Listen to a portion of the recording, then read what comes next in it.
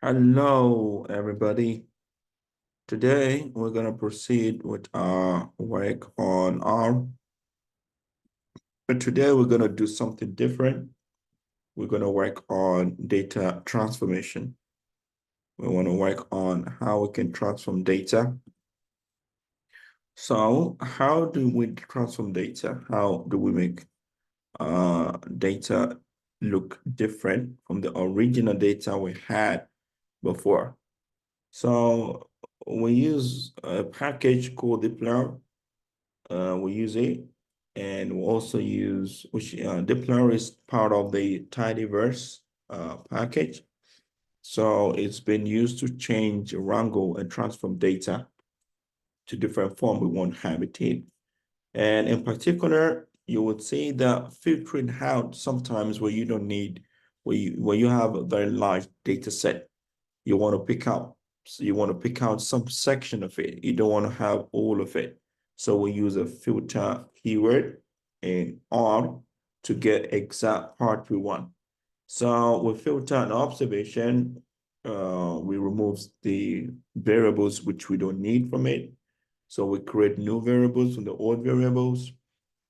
We then will group them together to have an observation. So all of these things are things we usually do with filter. So I would actually introduce you to another tidyverse keyword called the pipe. So the pipe is actually been used a lot when you try to manipulate and wrangle your data with R. So we will start without any further ado. So the first thing is you load all your packages. This is something I always got. If you don't load the packages, you will always have a problem. So I loaded a package called a NYC Flight 13. So this package contains data set, which has all the records of all the flights that are started from New York City. I mean, not all the airports, but all the major airports in New York City in 2013. And we have a second one here, which is called Lahmed. So this is contained the major baseball data set. So it's got all the major baseball data sets. So let me install the package first. So it's got all the the date is back since 1871. So we want to do this, and we're going to load tidyverse libraries before we start anything. So we'll load it libraries. So we will load all the libraries before we start anything. And mind you, we should understand that we need to also load the ggplot, which we had loaded before. So we would do that also. So, and we would install the package ggplot, and we would also check out the library. We will call the library to make sure it's functioning properly. And we would still want to work with this data set and the MPG data set. So we want to view it. So this is how it looks. It's still very intact. If we want to have more, if we want to ask more questions about it. So this is it. We talked about this last week. So we're not going to continue with it. So now what do we want to do with this data set today? We want to filter. We want to filter this data set. So we want to filter all the vehicles that has got cylinder, which is more than, which is equals, this is greater than and equals to 6. So we want to filter it. We want to get only the data from all the data set. Oh, it said there is a problem here. So it said there is, it said the objects CLY is not found. Sometimes R is used to saying all these things, but it's just something wrong, went wrong somewhere. So let's see where the problem came from. Filter, parentheses, MPG, comma, cylinder greater than and equals to 6. I think everything is fine. I think everything seems looking good. I don't think there is a problem anywhere. So let's see. So now it worked while we rerun, when I rerun all of this. So let me run them again to let you see. So run it. Then we run this, you run this, you run this, you run MPG. Sometimes R has got this, want you to rerun everything every time. So this is something unique about you run this, and you run the filter. So now it's been filtered. So if you now want to see if it's really been filtered or not, you will see that all the data you have here is got only 6. It's 6 or more, because it says anyone which has got cylinder of greater than or equals to 6. So you would not find any cylinder here except is 6 and above. If you want to view it, you can view it. So you can now see the full filter data. We can assign a name to the new filter data. So what name do we want to call it? Let's call it a name that we're going to we're going to use to call it. So let's say cylinder. Let's say cylinder 6 and above. Or let's just say cylinder 6. So let's say cylinder 6. So we would assign a value. This is how we assign a value in R. We assign a value to the filter, which we did. We can just copy and we can just copy this and paste it so that there's no need to write in the codes again. So we assign this filtering, we assign it a name called Seal6. So you can give it any name, just saying this because this is the name I want to give it. So when you run this now, it's going to tell you you've got 149 objects or observation, and you've got 11 variables. So now you have a data. If you want to see the data, use a view keyword. So view CYL6. So you run it. So now you would see all of the data set here. It's not going to have any cylinder which is less than 6.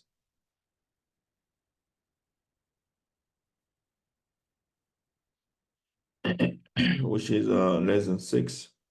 So as you can see. So now let's move on to the next thing we want to do. So the filter function, which you're saying, what does it do? So if you, let me explain that a little bit to you. What is a filter keyword? What does it actually do? The first thing is, if you want to use it, you say you want to filter, then you put the name of the data set, then you put the condition you want to filter. So this is filter. MPG is the name of the data set, and the condition is you want to filter a cylinder which is greater and equals to 6. So the condition, the condition argument, which is filter, is one of the logical statements we have in programming languages. So meaning when the value is true, it's going to bring it out. When the value is false, it's not going to bring it. So it's going to run through the data and see the data where the instruction where your condition is true. So for everywhere you have the condition which is true, it's going to bring out what you want. For everywhere where you have a condition which is false, it's not going to respond to it. So we're not going to talk much about about logical statements here, but I will just shed some light on logical statement for you. So when you say, for example, x is less than y, if you have, let's say, for example, let me show you some examples quickly before we move on. Let's say, for example, I say x is equals to 9, for example, and I put my y is equals to 11, for example. So I want to show you how to use logical statement. So if I say x is less than y, I run it. So I need to run x, run y. So x is less than y is a true. So this is what we call logical statement. It's going to give you a true or false statement. So I can also ask that x is X is greater than Y. So it's going to respond that that is false because X is never greater than Y, is less than Y, isn't it? 9 is less than 11. So, and I can also say, we can say plus X plus 4 is less than and equals to Y. It's going to give you false. So you can do many things. You can say, okay, we can also say is X equals to Y. This is how we use it, comparison statement. You know, we say is X compared to Y, is it the same? It said no, it said it's false. So, and we can also say is X not equals to Y. This is not equals to, not equals to. So let's run it. It's gonna tell you true because X is never equals to Y. So, and we can also have and. So we can also have a logical statement. We have we have an and or logical statement. I don't really want to dabble into this but I just feel like we need to understand how we can filter. So when we have and or logical statement, so when we have and or logical statement, what does that mean? The meaning is and would make sure the two conditions are true before it's going to give you a response true. But if one condition is true and the other condition is false, it's going to give you false. Let me show you an example. Let me give two statements. Let's say, for example, I say X, I will give you one true and one false. I will say X is less than Y. That's true, isn't it? So if you want to have more than one, you have to put parentheses to say X is less than Y. This is true. So I'll give you another one, and this is what we call and a conditional statement.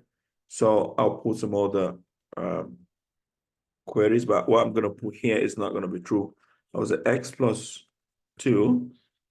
X plus 2, what is X? 9 plus 2 is equals to Y. In this case, we have, okay, let me give you this first. We have both statements are correct. Both this and this is correct. So now if you run it, it's going to give you true. Now let me copy this and give you one true and one false. Let me use X plus 3. So now let's see what it's going to do, what it's going to tell you. So now let's run this and see what it's going to say. It's going to say false because the first one is true and the second one is false. If one of it is false, then it's going to give you false. So this we call this and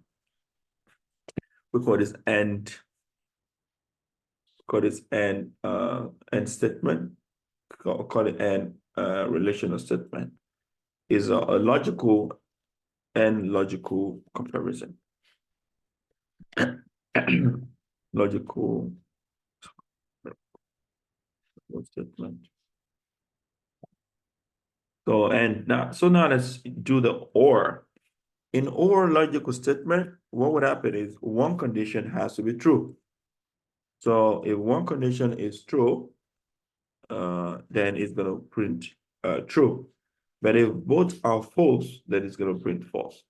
Now let's copy this one, which is true, and put it here. So both are true. Let's run it. It says true. Now let's have one to be false. Let's put this here and let's have one to be false. So in as much as you have one which is true, it's going to tell you true. Let's run it. Oh, sorry, or. So or we use a pipe. This pipe thing. I hope I have it on my keyboard. Yeah.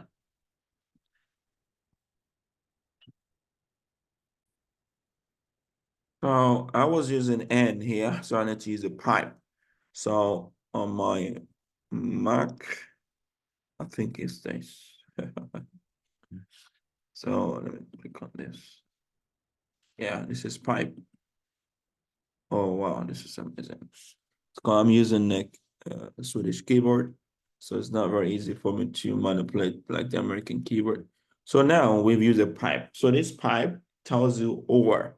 So is like or conditional, like if one of them is true, I'll print true. But if both are false, I'll print false. So let's run this. Both of this is true. In this case, one is true, one is false. So it's going to print true. But let's have both which are false, and let's see what's going to say.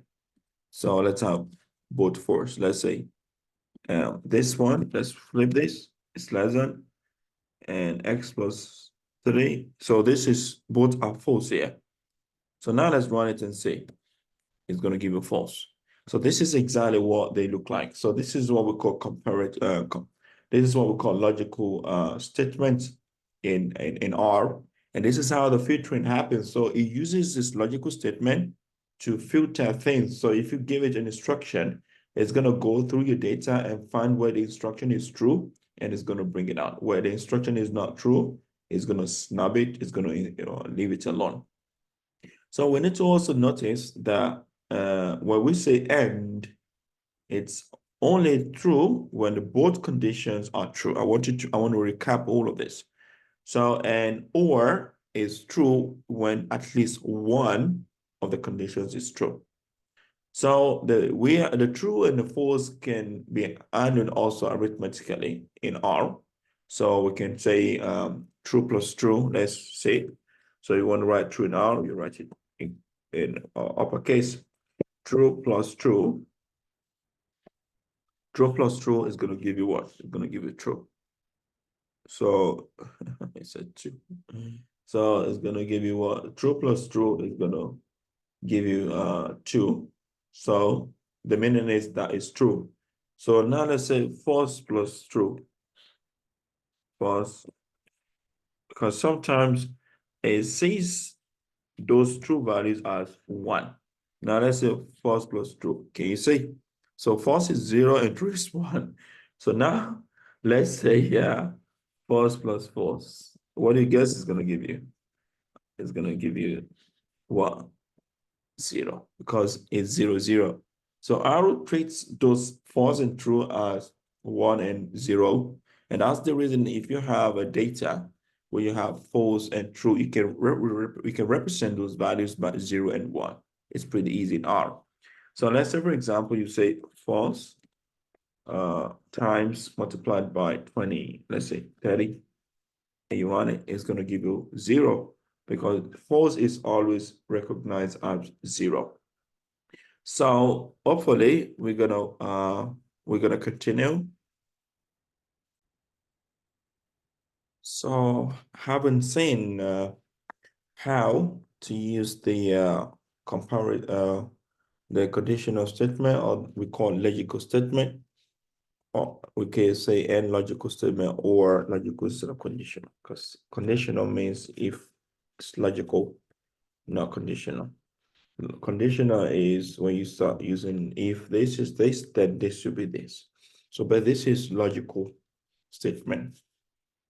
So now let's go on to the next one, where we can use more arithmetic values. Let's say, for example, you want to know the total number of values in something. So let's say we want to count how many values in a column that satisfies a condition. So for example, you want to know how many cars in the MPG database has 4-wheel drive. So so there is a way we usually write these codes in R. It's not difficult. So you would write a code like MPG. You want to anything you want to compare in R, you want to compare two things. You use a $sign. We use a $sign to compare between two things in R. So I'm struggling. Yeah, we use this sign to compare between, we want to say MPG is a database, is a data set, and we want to work with DRV. So this is the meaning. So we usually use the $sign a lot when we're working with with R. So it refers to the drive column within the MPG dataset. So this is the meaning, the drive column within the MPG dataset. So what do you want to do? You want to find a sum. You want to find the sum of the read drive, how many read drives within the MPG dataset is got 4 wheel. So because the meaning is how many cars within the MPG dataset is got the wheel drive, it's got 4 wheel drives. This is the meaning of this code. So when you run it, excuse me, when you run it, it gives you 103, meaning you have 103 cars within the MPG dataset that fulfill this condition of having 4-wheel drive. So you can see it's pretty easy, huh? So we can also use these with condition. We can use this comparative. You can say, so the condition is met, we can assign true or false. We can say if this condition is met, true, say true. If it's not met, say false. So we can say, for example, we can say depending on whether the drive value is 4 or not. So since the drive value is non-numeric value, we need to put into quotation around these values. Even though 4 itself is a number, but it's actually not full number, it's 4-wheel drive. And also the sum function would add all of the true and false together, and like all of the true. I want to break it down for you how we got this number. Remind you, and we talked about this, how the logical statement, it does function before. So it's going to run through the data and see where the conditions is true.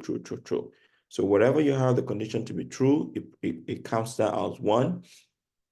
And whatever you have the condition to be false, it counts that as 0. So now when you say you want to sum all of it, so it sums all of the value where you have this condition being true, and that's 103. So I think this is well understood. So we can also find a mean value. We can find a mean value. You can say mean, just like math. So it's an arithmetic mean. So you can say mean instead of saying sum. We can just copy and paste this. Makes it life easy.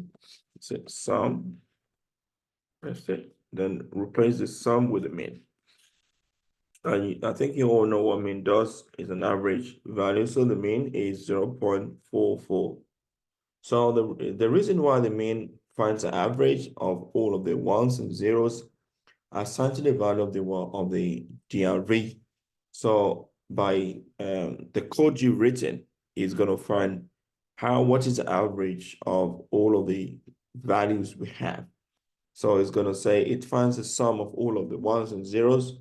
So which is going to be cars with the 4-wheel drive, and it divides it by the number of ones and zeros. So this is why you have the number, the mean of the cars, which is 4-wheel drive, is 0.44. So there is another case where in the data set where there is a missing value. So missing value, we usually deal with the missing value with NA. So we indicate the missing values with NA. So we stand for not available. That's what we got. That's the meaning, not available. So for example, the built-in mSleep dataset contains the data relating to sleep habit of various animals. Let's call this dataset. Let's work with the dataset. So there is a dataset called mSleep. So you can run it, and you can decide to ask questions about this dataset. So I think I taught you last week how to ask question about a dataset. So you run it, and it's going to tell you. So it says it's an updated and expanded version of mammal sleep dataset. So you try to study. So they use mSleep. The data frame is 83 rows and 11 variables. So the common name of these animals, the genus, we have genus, we have species. So the genus is the second column.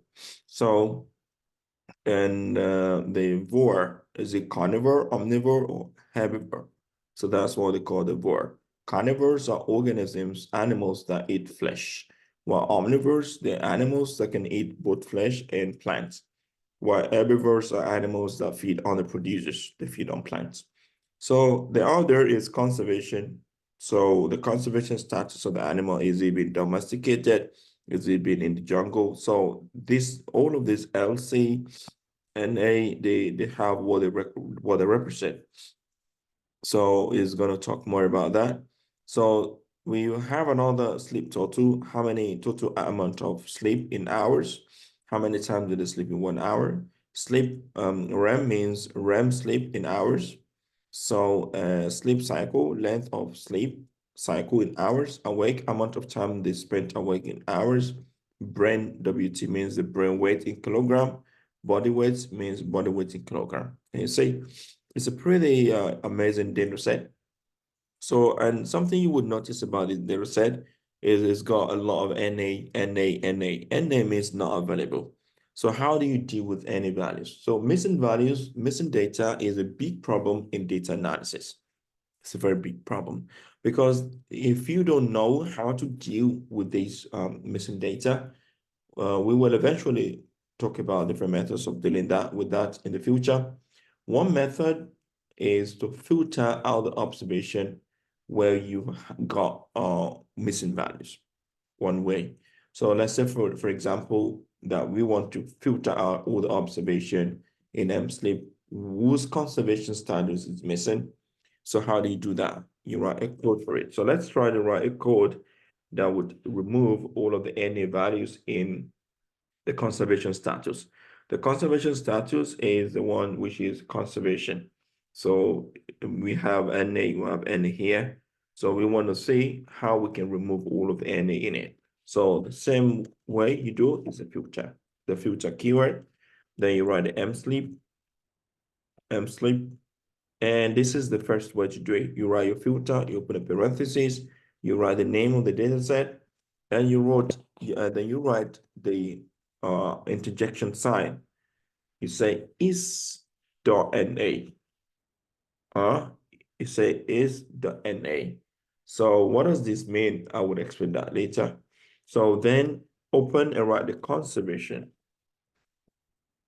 So this is a syntax that we use to filter. So you say which is the NA conservation. That is to say, I want you to remove every data set which has got NA within the conservation row. So when you run this, now it would say in no data set, nothing, all of the NA is already been removed. All of the NA is being removed for the conservation. Now let's talk about this block of code and tell you what it does do these things. Interjection, or what do you call it? The sign is the NA conservation is more closely. So the first thing we notice is the way to check whether a value is missing or not. To enter the conservation is equals to NA. So let's say, for example, say conservation equals to NA. So this is the first way to check whether a value is missing or is not missing. So then the reason is that NA is an indication that a value is not available. And it's not a value itself. It's an indication that the value is not available. But the way R usually, so it's a way in which R usually deal with data set which is not available. So the reason is that NA is an indication that a value is not available and it's not a value itself. So the code conservation is comparing to NA would mean that would be meaningless. That is to say, the value of conservation is valueless. So this is the reason why we use is.NA has to be instead. For example, you say the sign preceding the is.NA condition negates the condition. So this is a negation. You can see we used it before where we said is not y. X is not y. So it means is not. So it negates that value. So it negates the condition. So then this is why we say that sign is the NA conservation is a condition that says the value of conservation is not NA. That says the value of conservation is not NA. So the filter then will return the observation which do not have an NA in the conservation column. It's going to leave, it's going to drop the ones that's got the NA. So we're going to talk about drop later also. So this is how we got the data now. We got the NA being removed from it. So this is how we can filter data set, how we can remove values from it. So we would stop here on filtering, and in the next video, we're going to talk about sorting data set. Thank you very much.